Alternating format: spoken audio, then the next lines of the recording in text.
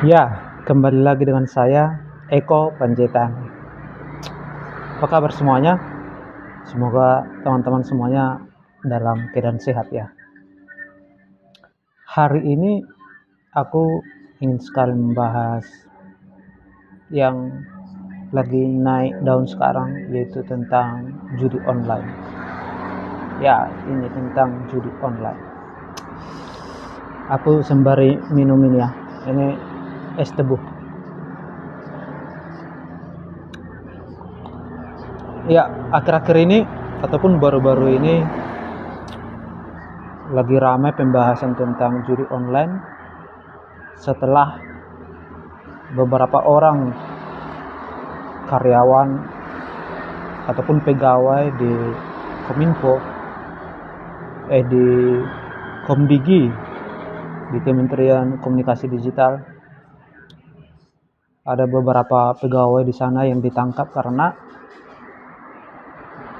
dengan sengaja memanfaatkan jabatan mereka untuk mencari keuntungan pribadi dalam hal yang seharusnya mereka tugasnya adalah menutup akses ataupun memblokir situs judi online, tetapi malah mereka manfaatkan. Nah, dari berita yang saya baca, kalau tidak salah ada 1000 situs judi online yang katakanlah mereka pelihara dengan sengaja gitu ya, tidak diblokir. Dan dari satu situs judi online mereka dapat keuntungan, seingatku yang saya baca 2 atau 3 hari yang lalu, dia 8 juta. Bayangkan teman-teman, 8 juta per satu situs dikali 1000 situs. Wah, gila kan. Dan ini sangat sangat menjijikkan. Bayangkan orang yang kita percaya, orang yang kita gaji untuk memberantas judi online, malah memanfaatkan jabatannya dengan tidak memblokir ataupun menutup situs judi online, tetapi malah memanfaatkan kembali demi keuntungan dirinya sendiri. Bayangkan, kita gaji untuk memberantas judi online, tetapi malah memelihara judi online ini, dan keuntungannya sama mereka pula gitu. Gila kan? Nah, begitulah kualitas pegawai kita yang ada di Komdigi. Oknum, katakanlah oknum, ada 8 orang atau berapa orang lah. Ini kan sangat menjijikkan kan, benar-benar sangat menjijikkan. Dan yang paling buat miris itu apalagi coba, soal terkait dengan judi online ini ya, soal penegakan hukumnya.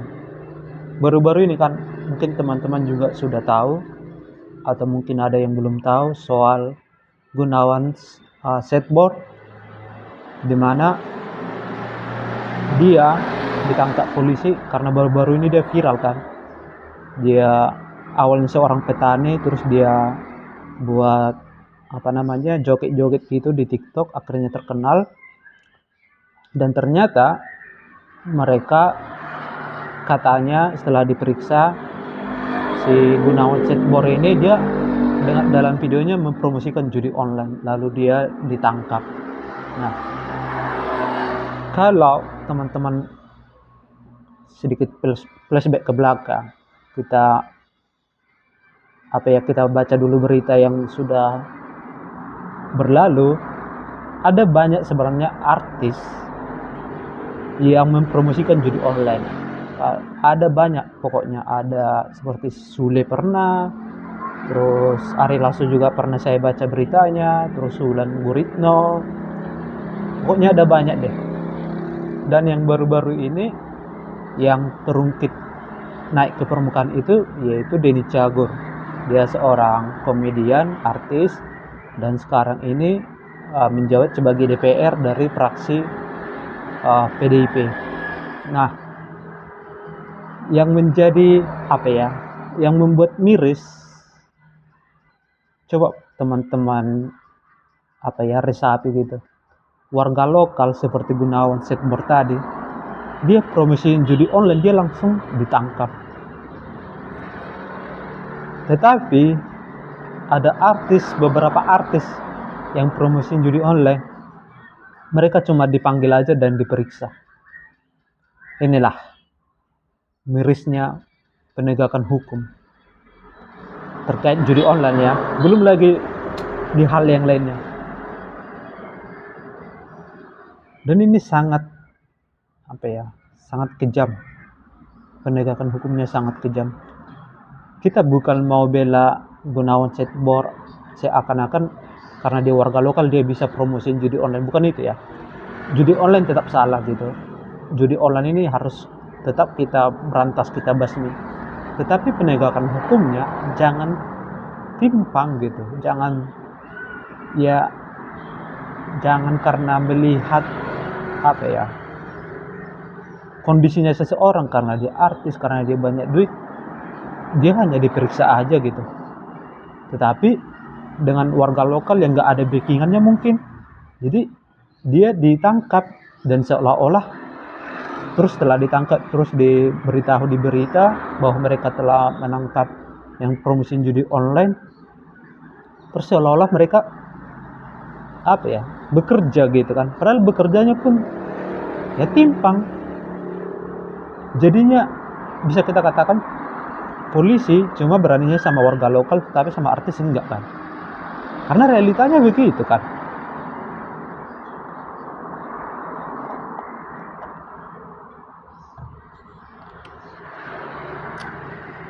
Kalau kita bicara tentang judi online ya,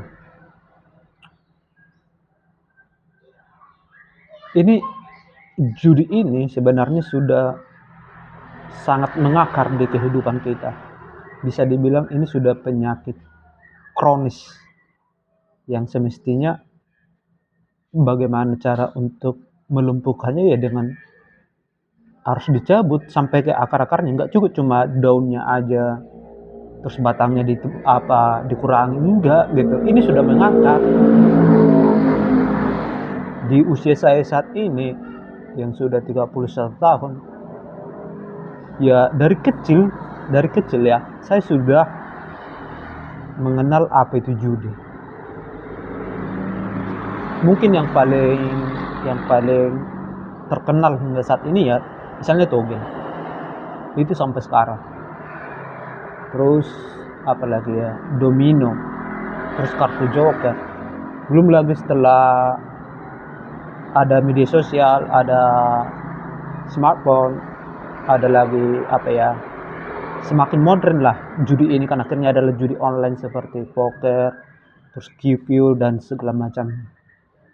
Nah, sebenarnya kan menurut dugaan saya, pemerintah sebenarnya tahu betul gimana perputaran judi online di Indonesia ini. Bahkan mereka bisa mendapat datanya berapa perputaran uang selama setahun, beberapa tahun terakhir mereka tahu betul datanya berapa jumlahnya gitu. Terus pasti mereka juga tahu kan kemana semua aliran dananya, terus dari mana berasal, dari rekening siapa, terus dikirim ke rekening siapa. Mereka itu pasti tahu, pasti bisa untuk membongkar ini sebenarnya. Nah, tapi apa yang mereka kerjakan gitu ya, apa yang mereka kerjakan yang terlihat sekarang ini, ya mereka hanya katakanlah ibarat judi online ini seperti pohon, mereka hanya mengurangi daunnya aja, mengambil yang kecil-kecilnya aja. Misalnya seperti apa ya, seperti Gunawan Setbor itu, terus selebgram, terus ada kemarin di selebgram yang masih yang followersnya masih 10.000 atau yang 100.000 gitu.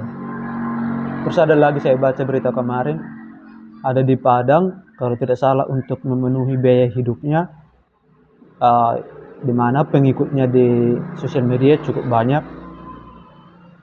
akhirnya dia promosiin judi online karena kebutuhan hidup.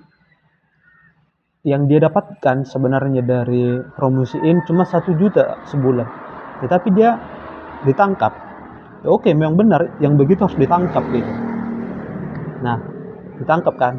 Tetapi coba lihat artis-artis yang bahkan followersnya di IG mungkin ada 1 juta, udah sampai centang biru. Terus dampaknya ada banyak gitu. Tapi ini dibiarin gitu, cuma diperiksa aja. Padahal ya, kalau saya berpikirnya gitu, kalau dibandingkan lah dulu Gunawan Setbor sama Denny Cagur ini. Kalau tidak salah Gunawan Setbor ini dihukum 10 tahun penjara kalau tidak salah ya. Nah, kalau misalnya saya seorang penegak hukum, walaupun ini sama-sama promosiin judi online, saya berpikir akan sangat realistis kalau misalnya Gunawan Setbor ini di penjara 10 tahun. Ya, Denny Cagur ini akan saya penjara mungkin katakanlah 15 tahun, pokoknya lebih dari Gunawan Setbor ini. Karena apa?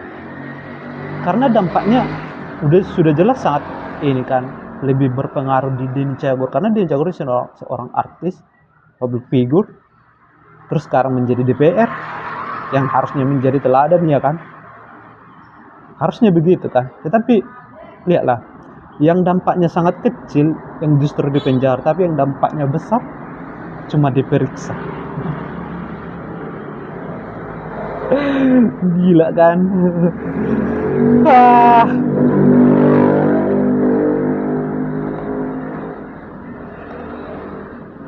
Yang paling sialnya apa coba? Ketika mereka diperiksa kan, artis-artis ini, terus polisi menaikkan ini hasil dari pemeriksaan itu. Nah, laporan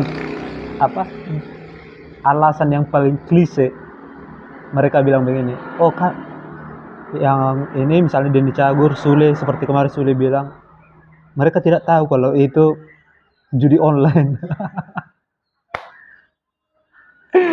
Bayangkan, sekelas artis yang sudah dekat dengan media sosial, terus dekat dengan wartawan, terus sudah jelas lebih tahu bagaimana tentang dunia ini gitu kan. Mereka bilang mereka tidak tahu kalau itu judi online. Aduh. Kita ini sebagai penonton bola ya. Kalau teman-teman penonton sepak bola Liga Inggris, kalian pasti akan sangat akrab dengan situs judi online kan. Kalau misalnya kita nonton pakai link haram, mereka itu kan pasti ada ini promosi judi online. Itu aja kita tahu kan. Kita cuma melihat lambangnya aja kita tahu gitu. Apalagi kalau seperti yang saya bilang tadi, kalau teman-teman perhatikan beberapa jersey dari Liga Inggris seperti West Ham United, kalau nggak salah GS Bobet, itu aja kita udah langsung tahu itu link judi online gitu. Itu cuma kita menonton gitu kan, karena ya udah tahu gitu kan. Tapi coba bayangkan para artis ini, mereka sendiri yang ngomong pakai ini nanti dapat bonus ini apa segala macam. Sih mereka nggak tahu. Masa para artis kita cuma taunya menghitung uangnya gitu. Aduh, makanya artis sama politik ini sebenarnya omongannya 11-12 lah, nggak bisa dipercaya. Apalagi dia sudah artis terus politik lagi adalah makin berlipat-lipat pintarnya untuk berkata-kata. Tapi memang begitulah teman-teman, kondisi sebenarnya sudah sangat parah. Seperti yang saya bilang tadi, judi online ini sebenarnya sudah sebuah penyakit kronis, dan ini akarnya ini sudah lekat sekali di kehidupan kita. Karena seperti yang saya bilang tadi, sudah dari dulu gitu. Saya dari SD sudah beberapa kali melihat orang main judi. Ini karena dari dulu ya. Kalau dulu kan misalnya anak-anak teman-teman saya SMP, SMA itu, kalau teman-teman tahu ada judi, dia dengan memakai 2 logam terus dilempar ke atas mencari gambar yang berpasangan, ataukah dia ini berlawanan gambarnya gitu kan, antara hidup dan mati. Dan itulah judi yang kalau di kami ya waktu SMP sama SMA pakai logam. Terus kalau kami orang Batak bilang itu mertu. Saya nggak tahu di daerah yang lain apa sebutannya.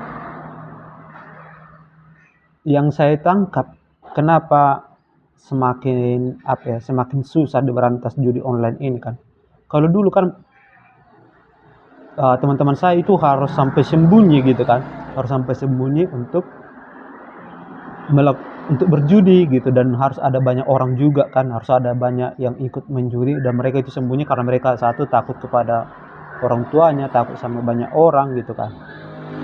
Nah, apalagi dengan sekarang, ya sekarang asalkan ada smartphone, handphone, ada paket data, terus ada rekening, ya udah gitu kan, di kamar aja udah bisa. Jadi menurut yang saya maksud, ya memang perkembangannya semakin marak, tapi yang buat MERS itu penanganannya yang semakin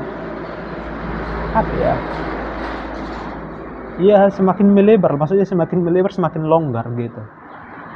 Gak ada lagi ininya, bahkan ya seolah-olah dibiarkan lah. Kan sempat ada beritanya judi online ini mau dilegalkan kan, karena katanya perputaran uang dari judi online ini justru keluarnya ke luar negeri. Jadi pemerintah pengennya biar uang ini tidak keluar negeri gitu kan. Oke lah, secara analisisnya gitu ya memang ini sangat masuk akal daripada keluar gitu kan. Tetapi apa yang kita kesalkan dari dulu ya penanganannya kan. Pemerintah sepertinya, saya nggak tahu ya, apakah mereka memang nggak bekerja atau memang mereka takut sama ini, mungkin takut kan sama orang katakanlah yang jadi bandar dari judi ini. Kita nggak tahu kan. Sepertinya yang saya lihat ya, pemerintah itu pasrah. Mereka cuma omong-omong aja mau bilang memberantas judi gitu. Bahkan di kampung saya di Tapanuli Utara sempat ada naik beritanya, tapi memang saya nggak tahu apa itu benar. Tapi sepertinya menurut dugaan saya itu benar, karena melihat perkembangan berita di mana ada katakanlah mungkin dia sudah bandar di sana. Bandar judi ini dia memakai uangnya untuk menyukseskan untuk memenangkan salah satu paslon bupati di Tapanuli Utara. Ngeri kan? Bayangkan teman-teman, kalau misalnya itu beritanya benar, terus menanglah paslon yang didukungnya ini, otomatis di kampung kami ya judi online, judi-judi yang lain tidak akan bisa ditumpas lah, itu sudah pasti kan. Karena nggak mungkin si paslon ini kalau menang dia ini menutup judi kan. Karena di kampung kami itu wah gila teman-teman, gila kali judi di sana. Ada apa ya? Nggak tahu. Ada dia sebuah meja, terus ada semacam meja biliar. Tapi itu namanya kalau di kampung kami deke-deke namanya. Aku nggak tahu itu ada di kota-kota yang lain atau enggak. Itu sempat menjalar lah. Dan itu sudah banyak di kampung kami itu rusak gara-gara itu. Gila lah, judi di kampung kami itu di Tapanuli Utara bisa dibilang dari tahun ke tahun berkembang terus. Berkembang terus dari saya kecil sampai sekarang terus ada togel, mana pernah dibasmi. Jadi ya apa lo coba yang kita harapkan. Kalau saya pesimis sih, saya pesimis dengan pemerintah yang akan membasmi judi online. Saya sangat pesimis karena gimana coba mengharapkan pemerintah untuk membasmi judi online sementara Komdigi sendiri yang seharusnya memblokir situs judi online malah memanfaatkannya untuk mencari keuntungannya sendiri. Bayangkan orang-orang yang kita harapkan gitu, dan polisi yang bekerja untuk menangkap biar supaya nggak semakin menyebar judi online ini, malah hanya menangkap yang warga lokal gitu, yang hanya menangkap selebgram yang cuma pengikutnya cuma 100.000 tapi yang 1 jutaan, yang 2 jutaan cuma diperiksa. Jadi gimana coba, gimana kita mau optimis Indonesia bisa keluar dari judi online. Ya lagi-lagi Indonesia Emas 2045 itu seperti hanya ini banyak lagi halusinasi.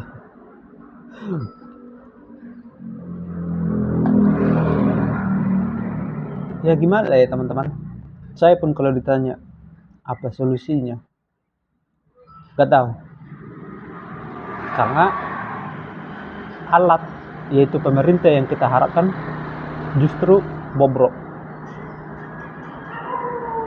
Gimana coba, bahkan ini aku nggak tahu kebenarnya, tapi kalau kita baca-baca di Twitter gitu pandangan-pandangan orang, bahkan ada beberapa polisi katanya yang ikut bermain kayak gitu. Seperti di mana pernah aku baca berita ya, di daerah pokoknya di Sumatera Utara lah, di Karo atau di mana gitu. Jadi ada wartawan yang dia tahu ada sebuah kayak tempat judi gitu, terus dia mau melaporkan ini. Tahu nggak teman-teman apa yang terjadi setelah dia ketahuan mau membuat laporan tentang tempat judi ini? Besoknya yang si wartawan ini rumahnya dibakar. Si wartawan ini meninggal, istrinya meninggal, terus ikut anaknya 2 kalau tidak salah. Bayangkan. Dan setelah ditelusuri, ternyata pemilik tempat judi ini adalah aparat, kalau nggak salah dia TNI, tentara gitu. Nah, bayangkan ada seorang wartawan yang mencoba untuk menumpas judi di kampungnya. Belum lagi dia melapor, belum lagi dia beraksi gitu kan untuk menumpas ini, dan langkahnya sudah dimatikan gitu. Ya begitulah kejamnya